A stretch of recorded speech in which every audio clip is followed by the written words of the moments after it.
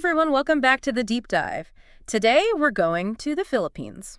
Sounds fun. Yeah, we're looking at low-cost businesses in the Philippines specifically. Cool. You sent me this audio source in Tagalog Yes. with all these interesting opportunities, and I thought it'd be fun to take a deep dive into this. Awesome. So yeah, why don't we just jump right into it? Let's do it. The source starts with something called Free Love Items, which to me sounds like a band name, but it's actually a really cool business idea. It's very clever. Yeah, so tell me about it. So the concept is basically looking at what we might consider clutter and seeing the potential value in it. Okay. You know, unwanted gifts, clothes. We never wear things like that. Oh, okay. And, you know, in the Philippines, there's this natural inclination for resourcefulness, and this idea really taps into that. So it's like turning your spring cleaning into a business. Exactly. And the source specifically recommends using online platforms like Facebook Marketplace to resell these items. Okay, cool. And the great thing is you're starting with zero capital. If you're selling things you already own. That's the beauty of it. Yeah, and it's kind of a ripple effect. You're decluttering. Yeah. You're making some money. You're giving these items a second life. It's great. And you're tapping into a market of people who maybe are looking for more affordable options. For sure. Yeah. And the source also mentions sourcing items from friends, neighbors, or thrift stores. Oh. So you can kind of add a community element to your business. That's cool, yeah. And you can even position it as a sustainable way to shop. I love that. Yeah. Okay, so the next idea is a homemade food business. Okay. Now, this one feels very Filipino to me.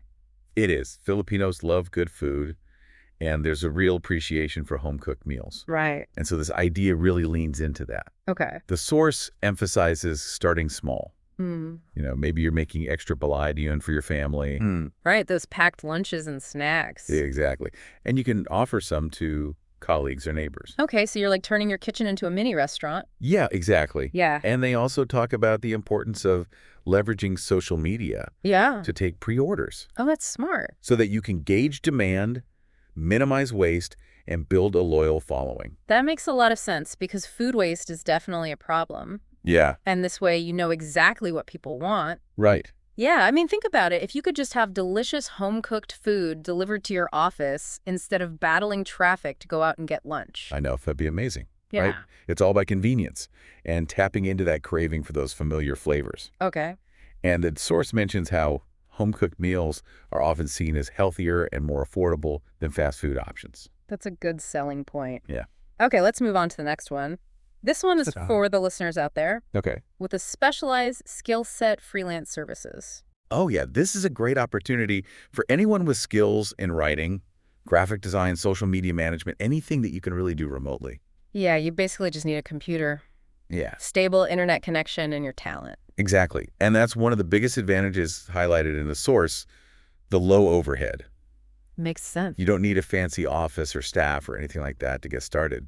Yeah, and there are so many platforms like Upwork and Fiverr that can connect you to clients. Yes, all over the world. Wow. Okay, so you can set your own hours. Exactly. You can work on projects you're interested in and make good money. It's the ultimate freedom and flexibility. Yeah, that's awesome. And the source also mentions investing in online courses to further develop your skills so you can stay competitive. I like that idea because things change so quickly. Yeah, it's a fast-paced world. You got to keep learning. All right, let's switch gears a bit and talk about a business that's very much ingrained in Filipino culture. Right. The Sari-sari store. Now, for our listeners who might not know what this is, these are those little neighborhood stores you see all over the Philippines. They're like mini markets. You can get anything there. Yeah. Basic necessities, snacks, drinks, everything. So the source points out that starting a Sari-sari store is pretty low cost. Yeah, especially if you have some space at home. Yeah. And I'm guessing the demand is pretty consistent. Oh, definitely. People always need those everyday items.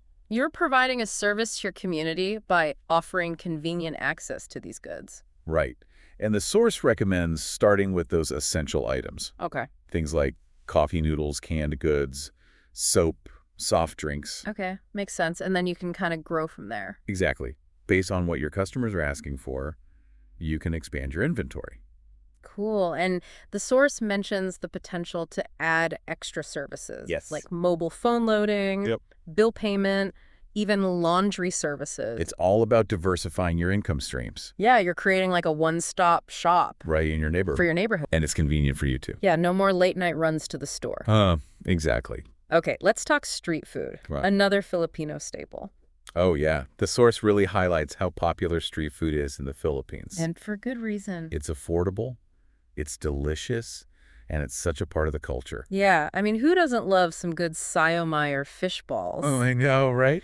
Now, the source reveals the secret weapon Yeah. to a successful street food business. The sauce. The sauce, yes. It's all about the sauce. It can really elevate a street food snack. Right. So the source suggests offering a variety of different sauces Oh, that's a good to idea. cater to different tastes, Yeah, it makes sense. but makes your offerings more enticing. Yeah, because you can experiment with different flavors and Right. see what works. And it's relatively inexpensive to do so. Okay, cool. And they even recommend combining a street food stall with an existing Sari-sari store. Yes! What a great idea. Yeah. So you get that convenience factor and the deliciousness all in one. I love. Okay, so now let's say you're into fashion. Yeah. You don't have the equipment or the expertise to print your own t-shirts. Uh-huh. The source has a solution. What's that? T-shirt rebranding. Hmm. So basically, you partner with online services that can handle the printing and the branding for you. Oh, that's cool. So you come up with the brand name, the design, the whole concept. You just provide the creative vision, Yeah, and they take care of the rest. exactly. And there are services out there like Shell.ph that the source mentioned Okay. that are specifically geared towards this type of business model. Cool. So you can focus on the fun part, Yeah. the creative side and the marketing. Exactly. And once you have your t-shirts, you can use social media, Yeah. Facebook, Instagram, TikTok, All the platforms. marketplaces like Shopee Mhm. to really promote your brand. Reach your target audience. Okay, get ready for this next one. All right, I'm ready. Because it has huge potential for profit Okay. with a low initial investment. I like the sound of that. Digital products? Interesting. This business model has really taken off in recent years. Yeah, it's very popular. So what kind of digital products are we talking about here? We're talking about eBooks, PDFs, templates, anything that can be created digitally and sold online. The great thing is you create it once and you can sell it over and over again. Okay. You don't have to worry about physical inventory or shipping or anything like that. So low overhead. Very low overhead. That's fantastic. Yeah. And the source also mentions you can use free tools like Canva to create these visually appealing products. Oh, wow. So you don't need a big budget for software either. Exactly. That's great. And where do you sell these digital products? Well, the source recommends platforms like Raket.ph, Okay. which is specifically designed for Filipino creators. That's good to know. And of course, social media plays a huge role All right. in marketing these products. Okay. And last but not least, Right. we have a business idea that might seem a little surprising. Okay. I'm intrigued. Selling ice. Selling ice. You might be thinking, wait, really? Yeah. But the source makes a really compelling argument for it. Okay. So think about it. The Philippines has a tropical climate, Right. so there's pretty much constant demand for ice, That's true. especially for people who don't have refrigerators. Yeah. Good point. And the startup costs are really low. Okay. I mean, you probably already have the basics. Okay. Clean water, plastic bags, a refrigerator. Right. And if you want to scale up, you can invest in a portable ice making machine. That makes sense. Yeah. And the source actually breaks down Oh, wow. the potential income, and it's pretty impressive. Okay. They say if you're selling 100 packs of ice a day at 5 pesos each, Mm-hmm. you can generate a significant monthly income. Wow. So you're just tapping into a basic need and providing a simple solution. Exactly. So simple yet so smart. And there you have it. Ah. 8 incredible low-cost business ideas. That was a lot. No, right? It's so inspiring. To spark your entrepreneurial journey in the Philippines. Yeah. And I bet our listeners are already coming up with even more ideas Yeah. based on their own skills and interests. What's really resonating with me is how these ideas really highlight those Filipino values. Like what? Resourcefulness, community, and discard, Discard. that knack for finding clever solutions. Right. It's amazing to see how those values translate into real, tangible business opportunities. It is, but before we get too carried away, Uh-huh. we need to unpack these ideas a little further Yeah. and explore the practical steps The nitty-gritty. involved in turning them into reality. I like it. So stay tuned. Yes. We'll be back. We'll be right back. You know, it's interesting how many of these businesses you could run from home, Oh, yeah, for sure. especially like the online reselling and the freelance services. Yeah, you could be in your pajamas sipping coffee and making money. Exactly. That's the dream. It really lowers the barrier to entry for Hmm. people who want to start a business, but maybe they're juggling family responsibilities. Right. Or other jobs. Yeah. You don't need a fancy office. Yep. You don't need a big staff. Mm-hmm. You can just get started. And the low startup costs are really appealing too. Yeah, it makes entrepreneurship so much more accessible. Mm-hmm. The source really emphasizes that you don't need to be wealthy to start a successful business. And that's where the sipag at Tiaga comes in. Yes. The hard work and perseverance. Absolutely. It's so important. It is. You can have a great idea. Yeah. But if you don't have the dedication and the effort to really see it through, it's not going to go anywhere. It's not going to thrive. So, okay, let's say our listeners feeling inspired, ready to take action. Where do they begin? Well, the source encourages listeners to first assess their skills and resources. Okay. What are you good at? Yeah. What do you enjoy doing? What do you have access to already? Yeah, exactly. You want to play to your strengths and do something that you're passionate about. You gotta love it. Yeah. Okay, so you know your skills, you know your resources. Right. What's next? The next step is to identify a need in your community. Okay. What products or services are people looking for? What are those gaps? Yeah. What are those gaps that you can fill? So being observant and understanding your target market. Exactly. And then once you have a clear idea, it's time to create a plan. Okay. The nitty-gritty of how you're going to run this business. Yeah. And the source talks about starting small. Yes. And scaling gradually. It's less risky that way. Right. You can test the waters. You can adapt. Learn from your mistakes. Okay. And there's so many resources out there for aspiring entrepreneurs. Yeah. Online communities, government programs, even mentorship opportunities. Definitely seeking out guidance and support can be really valuable. All right, so let's dive a little deeper into some of these ideas. Let's do it. Let's say someone is really drawn to the homemade food business. Okay. What are some initial steps they can take? I would say first refine your culinary skills. Yeah. What dishes are you known for? What are people raving about? Yeah, focus on perfecting those signature dishes. So stand out from the crowd. Exactly. Yeah. Okay. And then start testing the waters with your target market. Okay. How do you do that? Maybe offer samples to friends, family, colleagues. Okay. Get some honest feedback. Word of mouth is so powerful. Yes, especially for a food business. And you can start building an online presence too. Oh, for sure. Get on Facebook or Instagram. Yeah, showcase those culinary creations. And take pre-orders. Yes. Like the source mentioned. Minimize that food waste. And build some excitement. Exactly. Okay, let's switch gears to online reselling. All right. What advice would you give to someone interested in this? I would say first, think about your target market. Okay. What kinds of items are in demand? Where did these buyers hang out online? Exactly. Are you targeting bargain hunters on Facebook Marketplace or fashion-conscious shoppers on Instagram?